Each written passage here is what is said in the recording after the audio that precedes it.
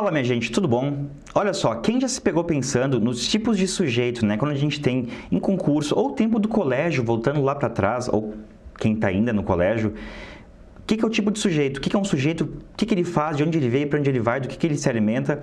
A gente tem que entender isso para poder fazer a concordância da frase corretamente, né? Isso cai muito em concurso, então a gente vai entender hoje com facilidade, vou mostrar para vocês que é bem simples, vamos entender, tá? Mas antes de seguir, lembrem, ó, curtir o vídeo, se inscrever no canal, compartilhar com os amigos, comentar aqui embaixo, ó, comentem, deixem alguma coisa, digam uma mensagem, querem mandar um recado, querem pedir alguma coisa, querem sugerir algum conteúdo, falem alguma coisa ali, a gente lê vocês, eu leio vocês, eu participo da discussão, tá?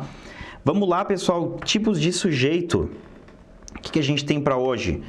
Ó, para entender primeiro o que é o sujeito, né? Lembrando que o sujeito, por mais que a gente se refira no dia a dia, sujeito como uma pessoa, o sujeito no português não tem que ser uma pessoa. Pode ser uma coisa, pode ser um objeto, pode ser uma ideia. Definição simples, ó, é o termo da oração que se relaciona diretamente ao verbo. Em regra, praticando, ó, praticando ou sofrendo a ação. Então, o sujeito é isso, tá? Ele pratica ou sofre, ou muda de estado também, a ação verbal, tá? Vamos lá, então, entender quais são os tipos de sujeito, ó. Sujeito simples, gente, ó. Sujeito simples é quando tem só um núcleo, tá? Ó, a menina correu para casa. Bom, eu tenho aqui, eu tenho o verbo, vamos começar pelo verbo, tá? O verbo correu. Quem correu para casa, né? Foi a menina. Então, a menina aqui, ó, é o meu sujeito. E só a palavra menina é o meu núcleo. Então, eu tenho um núcleo só, meu sujeito é simples, tá? Outro exemplo aqui, ó. O jovem João convidou seus amigos para a festa. Vamos pegar o verbo, ó, de novo, convidou. Quem que fez a ação de convidar? Foi o jovem João. Tá aqui. E o meu núcleo é João. Então, sujeito simples, porque tem um núcleo só, tá? Próximo aqui, a gente vai ter o sujeito composto. Então, quando a gente tem dois ou mais núcleos. Então, eu posso ter dois núcleos, posso ter 3, posso ter 4, posso ter 15 ou 20. Não é comum ter tanto núcleo assim, tá, gente? Mas é possível.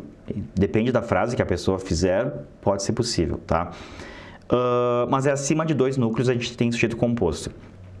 Pedro e Maria viajaram para São Paulo. Eu tenho o meu viajaram aqui. Quem que fez a ação de viajar? Pedro e Maria, né? E Pedro, Maria são os meus núcleos. Então, aqui eu tenho 2 núcleos. Então, beleza. Isso é um sujeito composto. Mas a gente tem que ter uma atenção, porque o meu sujeito composto, ele pode estar, ó, antes do verbo, Pedro e Maria viajaram. Eu posso ter depois do verbo, viajaram Pedro e Maria. Ou viajou Pedro e Maria, também é possível, tá? Mas ele pode vir antes ou depois do verbo. Por isso que a gente tem que olhar com atenção para o verbo e ver quem é que está executando ou sofrendo a ação que ele fala. Porque nem sempre eu vou ter nessa ordem direta, né? Que é o sujeito, o verbo e as coisas que vêm na sequência. Às vezes eu posso ter isso um pouco embaralhado. E isso em concurso é... Muitas vezes eles não querem botar a frase tão simples para vocês, eles vão bagunçar um pouco. Então a gente tem que ter essa atenção. Outro aqui... Mas antes, peguei vocês. Gente, Top Concursos, a única plataforma com 100%, ó. 100% das provas dos últimos 10 anos comentadas em vídeo.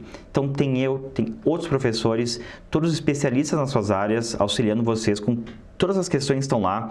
A gente diz por que a resposta correta é correta, por que as incorretas são incorretas, tudo muito explicado, tá?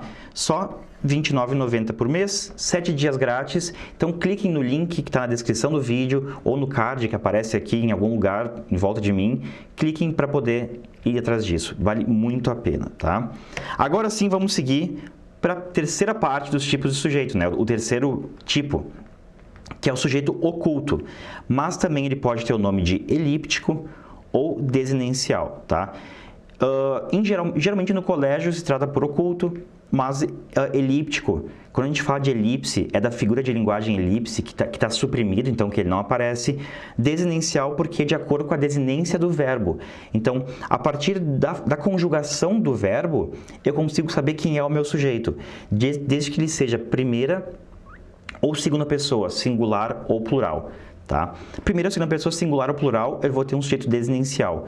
Porque assim, ó, vamos pegar aqui, ó, fui ao mercado. A única maneira, não aparece aqui, mas a única coisa, eu vou escrever em cima para ficar um pouco melhor, ó. Fui ao mercado. A única possibilidade para eu complementar essa frase aqui, para quem que foi ao mercado, é um eu, que não aparece aqui na frente, né? Eu fui ao mercado. Não tem como ser tu fui ao mercado, nós fui ao mercado, vós fui ao mercado. A única possibilidade, de acordo com o verbo, o que o verbo me informa, é que com a desinência desse verbo, é que só pode ser o eu. Se eu botar foste ao mercado, só pode ser tu foste ao mercado. Mas se eu botar foi ao mercado, vamos pegar assim, foi ao mercado. Bom, eu tenho ele ou ela, terceira pessoa. Só que aí eu não tenho como botar o ele ou ela, porque esse ele ou ela posso substituir por outras possibilidades, né? Ele pode ser o menino foi ao mercado, a menina foi ao mercado, o pai foi, a mãe foi, o cachorro, o gato, a galinha, alguém foi ao mercado. Eu não tenho como botar um pronome, como é o caso do sujeito oculto, elíptico ou desinicial, que a única opção de eu preencher essa parte oculta é com um pronome. Eu, tu, nós ou vós. Tá? Por isso que a gente chama de sujeito oculto, elíptico ou desinicial. Um desses três nomes podem aparecer para vocês. E agora, a situação que eu disse antes, ó, do ele ou ela, é o que a gente chama de sujeito indeterminado. Ele é indeterminado, ó, quando não se quer ou não se pode identificar o sujeito. Ou seja, o sujeito está lá. Ele tá ali, ele está oculto aos nossos olhos, mas eu não consigo determinar quem ele é porque não posso botar um pronome. Como eu disse antes, o menino foi ao mercado, a menina foi ao mercado. Ele está ali, só que eu não posso determinar. Ele existe, tá? Ó, verbo na terceira pessoa do plural sem sujeito expresso. Falaram mal de você. Ó, falaram mal de você, então eu não posso botar eles falaram mal de você ou elas falaram, porque eu posso botar qualquer terceira pessoa ali, eles, elas, as meninas, os homens, as mulheres e por aí vai. Se o verbo tiver na terceira pessoa do singular, ó, ele tem que ter essa partícula se junto. Então, precisa-se de vendedores. Tá? Aqui é com verbo transitivo indireto, vai ser essa situação. E a gente tem que cuidar para não confundir com a voz passiva analítica também, tá, gente? Bem importante de não ter essa confusão. Vamos lá? Sujeito inexistente. Aqui é um caso diferente, porque não existe sujeito nessa frase. Não é que o verbo informa ou que ele existe, mas eu não consigo determinar. Aqui são verbos específicos que não aparece sujeito nenhum. Ele não existe, simplesmente não existe, tá? Então, são verbos ligados a fenômenos naturais. Por exemplo, choveu muito ontem. Eu não tenho como dizer quem choveu ontem, né? Quem fez a ação verbal de chover. Não posso dizer aqui. O verbo haver no sentido de existir, ó, ou ocorrer. Há provas difíceis. E aqui eu não vou colocar nunca ele conjugado fora da terceira pessoa do singular, tá? Então, há provas difíceis. Quem que há? Onde há? Não diz nada. Só há provas difíceis. Não existe sujeito aí.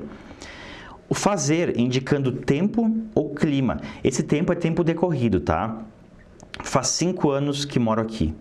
Então, não é fazem 5 anos, nem fizeram 5 anos, é faz 5 anos que moro aqui. E se eu botar, no caso de clima, faz sol todos os dias. Mesmo caso, né? Faz sol, quem faz sol? Não sei. Faz sol todos os dias. Ser, ó, o verbo ser indicando tempo, datas ou horas. Ó, é tarde, era dia 5 de maio. É tarde, quem que é tarde, onde é tarde, o que é tarde, não sei. Era dia 5 de maio, mesmo caso. Eu posso fazer várias perguntas para o meu verbo, mas eu não consigo determinar quem é o sujeito disso. Então, é porque ele simplesmente não existe. São situações aqui de sujeito inexistente, tá? Ó, dicas finais, gente. Ó, essas dicas são muito importantes para vocês entenderem, tá? Mas é basicamente aqueles 5 tipos de sujeitos que a gente tem. Tá? Não são difíceis, basta a gente dar uma estudada, pegar cada frase, olhar com atenção para elas, a gente tentar entender quem está fazendo, quem está executando ou quem está sofrendo ação verbal. E lembrar desses casos de verbos específicos, também é importante, e das conjugações, tá? Lembrando, então, atenção, o haver no sentido de existir, sempre sem sujeito singular, tá? Fenômenos naturais, ou da natureza, eles são impessoais. Quando a gente fala de impessoal, é porque é a terceira pessoa do singular, tá?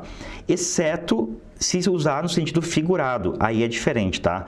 Ó, as lágrimas choviam de seus olhos. Aqui eu tenho um sujeito, que é as lágrimas, tá? Porque choviam não está no sentido o sentido real da palavra, está no sentido figurado. Sujeito oculto não é a mesma coisa, ó, diferente de sujeito indeterminado.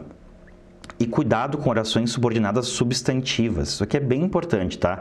Porque as orações subordinadas substantivas, elas funcionam como um sujeito da frase. Ó, é importante que estudemos. Então, aqui, ó, é importante isso.